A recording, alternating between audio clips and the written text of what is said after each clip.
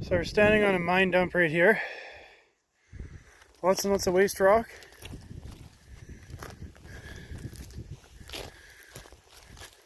Basically, you have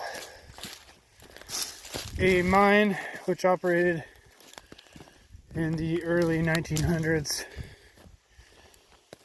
and they intersected some mineralization, but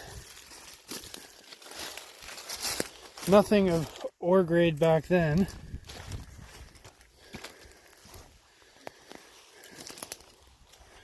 So this is the mine dump all over here.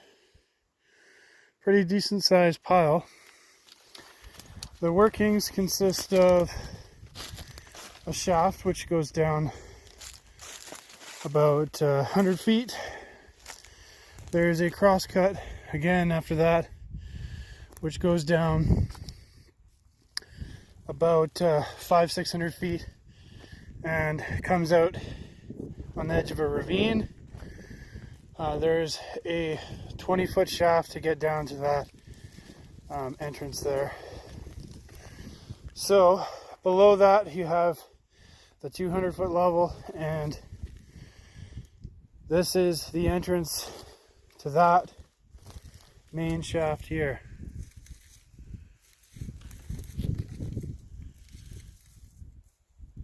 Now there used to be a fence around this, but they just logged this and obviously they ripped down the fence. There's a post right there, some of the fence here. So basically what we're going to do is we're going to go take a look at that other entrance quickly, but first we want to look around here and see if we can't pull a sample or two from the dump. Mineralization in here would consist of copper sulfides, chalcopyrite, and pyrite. Okay, so basically what we're doing is we're looking at 3 separate samples here. Same rock type, almost look identical, the samples. What we want to check for is mineralization in the rocks. I don't think any of this was actually sent to a smelter or anything back in the day because of the content, but nowadays who knows, because prices are a lot different than back then. So here is the first sample that we pulled out of the dump. Heavy pyritization, and you got chalcopyrite all throughout. Same with this. Quite a bit of chalcopyrite there.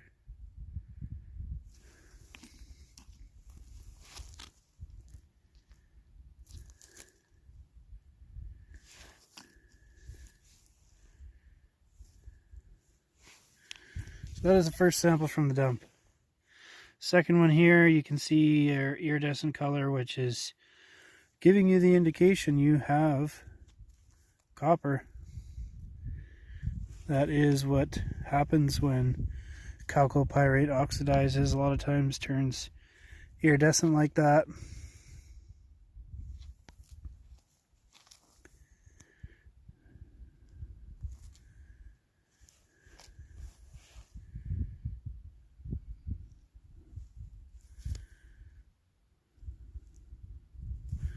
Mineralization is pretty consistent throughout all these samples.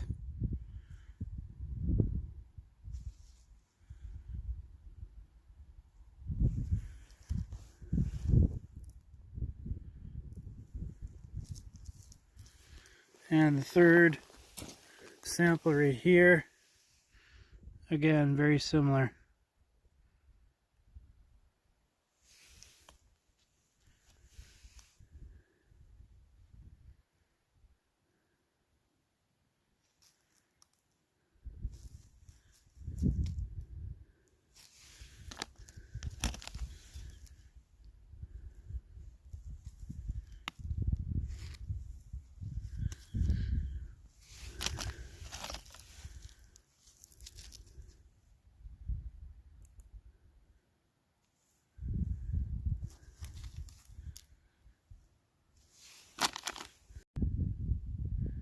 Sample 4 from the dump, extensive chalcopyrite.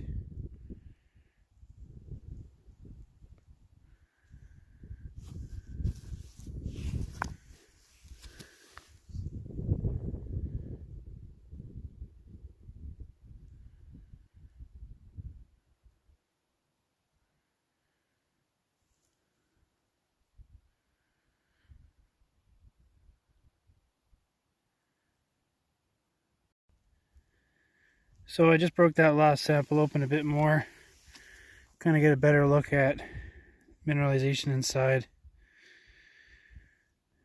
So what I'm seeing is probably about 80–90% of the mineral in here is actually chalcopyrite.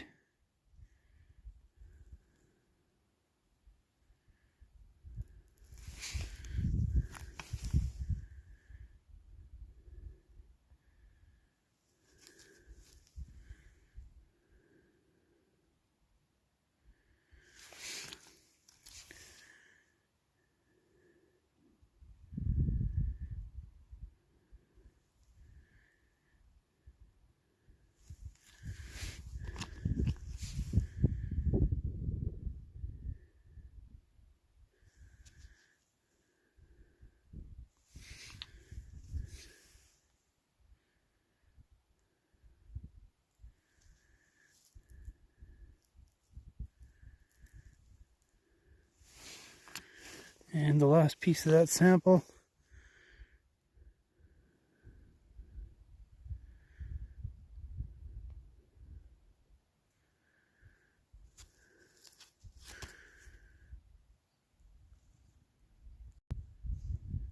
And here we have a 5th sample.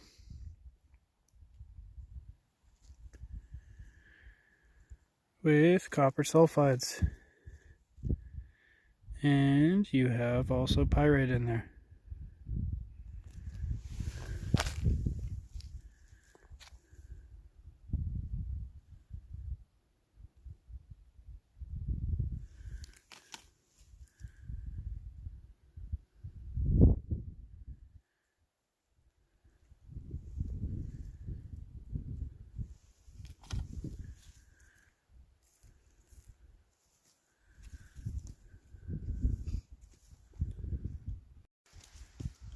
So we are down by the other entrance to this mine.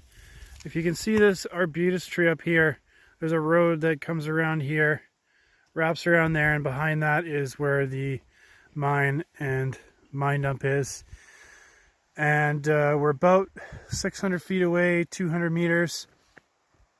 And supposedly on the 100-foot level, this comes across this way. And here's a ravine down in here. This is the only one in the area. You have a bit of a shaft, and there is water in the bottom right now. You can see that right there. It's down about 25 feet. And then this sort of does a slope this way. So I'm assuming there's a little bit of an incline shaft, and it actually goes underneath here and underneath this creek here that's now flowing through there and runs this way in that direction.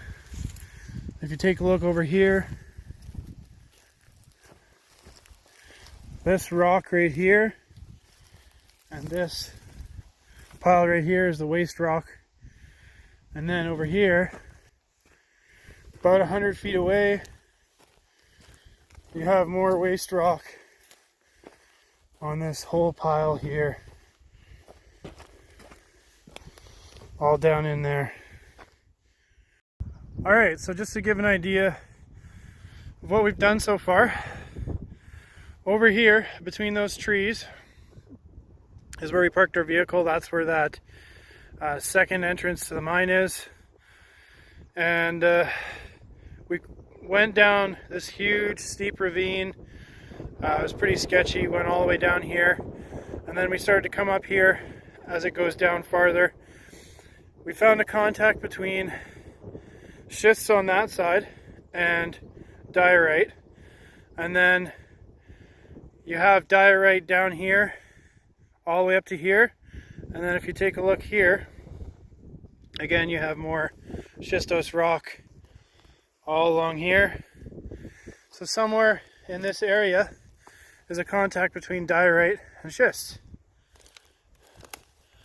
So there's another ravine down in here. We're gonna just take a quick look, walk up it, and head back up to the road. The rocks here, if you take a look at your schist, you can see the extreme folding here. There's lots of uprooted trees, little specks of mineralization in some of the rock, but very, very minimal. Another example of your schist here. Now we just came up from the ravine up here. There's lots and lots of fallen trees exposing lots of bedrock. Most of it's barren, occasional spot where you can see pyrite. And now we're on this road right here, this newly built road. And we think we found the contact between diorite and schist just past where my prospecting partner is. We found a sample that has minor amounts of pyrite, and it's a pretty oxidized sample. I'd say about 5 to 10% of the rock is mineralized. You can see some bedrock here where there's a bit of mineralization right there.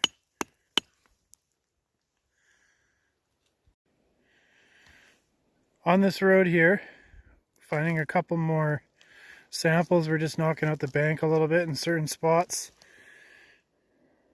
So you can see oxidized, deteriorating rock with sulfides. From what I can tell, it's iron pyrite. So we're quite a ways away from the last spot that you just saw. And we're about, I'd say, a kilometer and a half away. You got this zone here of schistose rock. You can see your oxidization and your sulfide staining. There's lots of oxidization in the road here. Little bits of stringers throughout some of the schists here.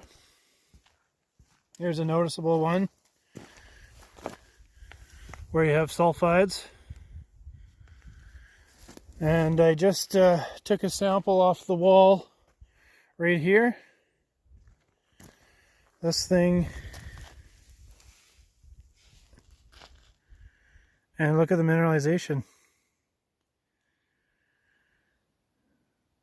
Sulfides running with quartz.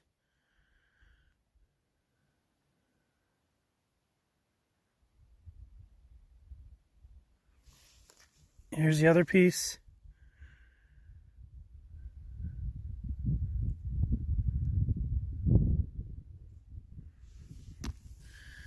So I'm going to dig up a little bit in the road here and see if I can't find another sample in the road material. It's a little bit difficult to get across there, so.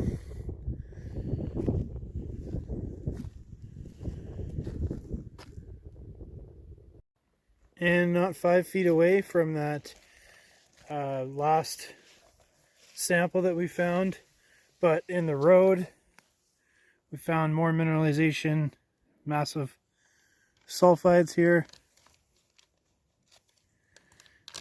in another sample.